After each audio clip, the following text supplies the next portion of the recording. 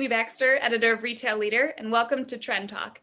Every week on Trend Talk, we identify a trend across the retail industry and give it a deep dive with an industry insider. Today's guest is Lisa Johnston, managing editor of Consumer Goods Technology and Retail Information Systems. And today we're talking about robots.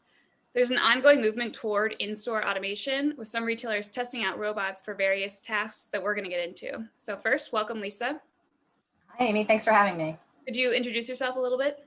Sure. So as you mentioned, I'm the managing editor at RIS News, stands for Retail Information Systems, and we cover the retail technology industry.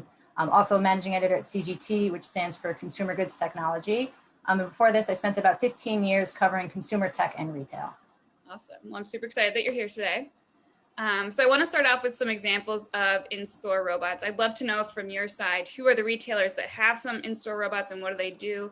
You know, in-store automation has been coming along for a while with, I think self-checkout is probably like the biggest solution that's been really popular over the years.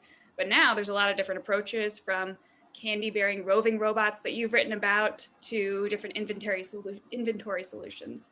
So I'm wondering, which retailers do you see at the forefront testing out these new automation solutions? Sure. So, automation is a really broad term, as you know. It can mean anything from those robots in the aisles to self-driving delivery vehicles to even customer service chatbots. So really, depending on the type of automation is what's dictating retailers' level of interest and investment right now. Those giant pickup towers, they were in the news at Walmart. They were in the news because they're actually going away.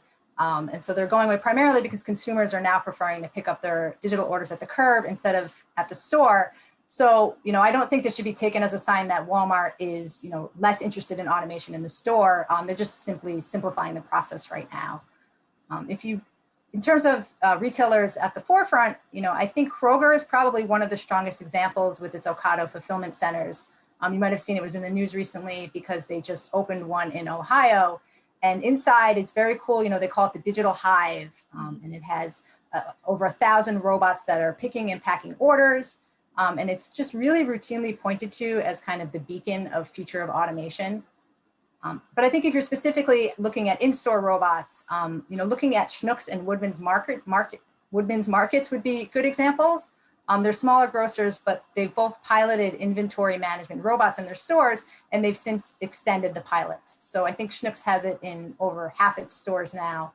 And both of those would be strong examples of retailers using robots in the stores and reporting benefits from doing so. Yeah, very cool. So what are some of the pain points that retailers want to address with automation, and where do robots fall into play? How are robots impacting those pain points? Yeah, so I think for today, the use cases that makes most sense to talk about, they generally fall in a few buckets. One, there's inventory management.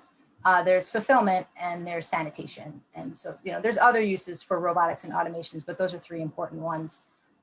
One, for inventory management, I'd again point to Woodman's. Its robots can scan the shelves.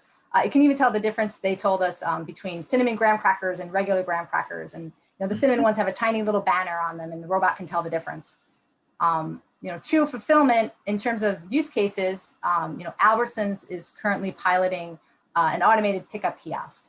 It's kind of being billed as like a grocery ATM. So customers come and they scan their phones, and a robot brings out their groceries. More exploratory fulfillment, you see retailers piloting self-driving vehicles to deliver their orders. It's certainly not mainstream, but Walmart is piloting this. Domino's is another example. Mm-hmm. And then third would be sanitation. So your cleaning robots, your UV ray emitting robots, you see them with Sam's Club's automated floor scrubbers. These certainly existed before the pandemic, but they're definitely getting a harder look during COVID. And so all of these solutions are really trying to solve the same pain points. One, they're meant to free up time for associates on what can be very tedious tasks. Mm-hmm. And what's interesting about that, though, is that even Walmart, they were piloting some inventory management robots, and they found their associates having the same results, so they actually discontinued them. Right. But that is one of the things they're meant to be doing. Two, they're meant to provide better customer experiences. So with inventory management, they can help reduce out of stocks. These grocery ATMs, they let consumers pick up their orders in a contactless way, which is obviously very important right now. And then finally, they're collecting data. They're collecting tons of data for retailers to leverage throughout all manner of their operations. provides a ton of insights, which really is what can make investing in automation very attractive for retailers. Yeah. I want to ask you a little bit more about the freeing up some employees. So I don't know, are these robots doing things that humans can't? Do you think replacing some of these jobs could be a good thing, or do you think it's really just a supplemental sort of solution? Yeah, so that's a good question. And, I think the jury is out on that. The intent is to free up tedious tasks so the associates can, spend their time on more valuable things. With that said, there also comes with the associate comfort level surrounding robots. And, that's certainly something that retailers are very mindful of. Yeah. So consumer behavior is also really rapidly changing. The COVID-19 pandemic accelerated a lot of ongoing trends in retail that were happening already, especially toward e-commerce and omni-channel shopping. Can the pace of robots and automation keep up? And I think the Walmart pickup towers is a good example of those being phased out. Are there some solutions, automation solutions being created now that might become obsolete quickly? So I think kind of the answer to this is in the question, and that automation is required in order to keep up with e-commerce acceleration and consumer behavior changes.